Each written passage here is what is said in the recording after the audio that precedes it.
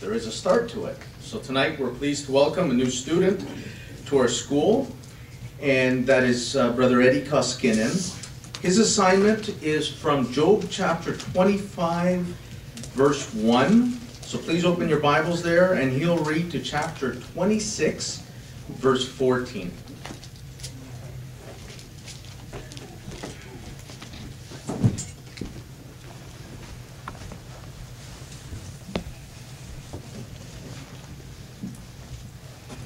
And Bildad the Shuhite proceeded to answer and say, Rulership and dreadfulness are with him.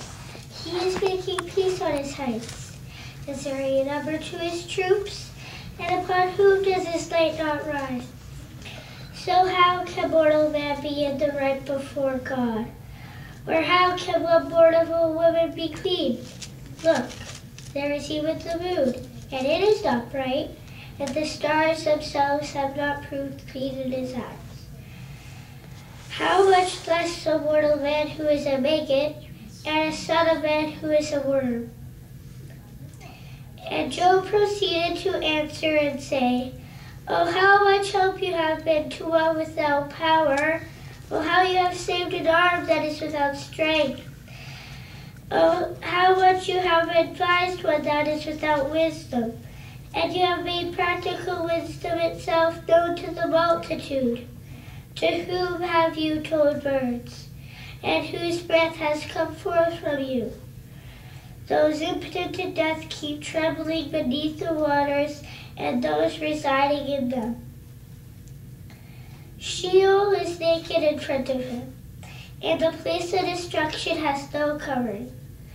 He is stretching out the north of the empty place, hanging the earth upon nothing, wrapping up the waters in his clouds, so that the cloud mass is not split under them, enclosing the face of the throne, spreading out over it his cloud. He has described a circle upon the face of the waters to where light ends in darkness. The very pillars of heaven shake, and they are amazed because of his rebuke. By his power he has stirred up the sea, and by his understanding he has broken the storm into pieces. By his wind he has polished up heaven itself. His hand has pierced the gliding serpent. Look, these are the fringes of his ways. And what a whisper of a matter has been heard of him, but of his mighty thunder, who can show an understanding?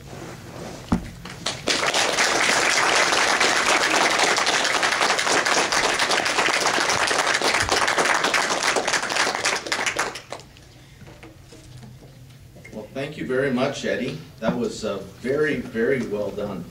And you gave us many things to consider in your reading. So as we look at the point that you're working on with your new Benefit from Theocratic Ministry School Education book, we'll all open to page 83 to look at the lesson you were working on. And as we find that, we notice that, Eddie, you not only read well, you also used gestures within your reading. So I noticed that. You even did a very difficult gesture of talking about the circle, and you made a big circle.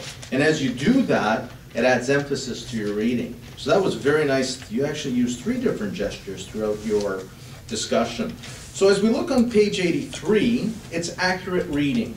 So it says in the teaching box, it is important because careful and correct reading is a fundamental part of conveying accurate knowledge of Bible truth. And you want to do that when you talk to your friends at school or whoever you might have that opportunity to talk to. So as it says on page 84 in the first paragraph, it says punctuation and diacritics are important elements of the written language. Punctuation may indicate where to pause, how long to pause, and possibly the need for inflection.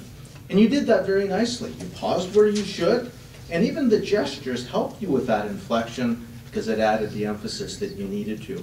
How do we read a passage in the Bible very accurately? Notice on the right side on page 85, how to achieve it. Practice, Practice, practice, and do so out loud. And I know you did practice a lot, and it showed very nicely today. So we thank you very much and look forward to future talks.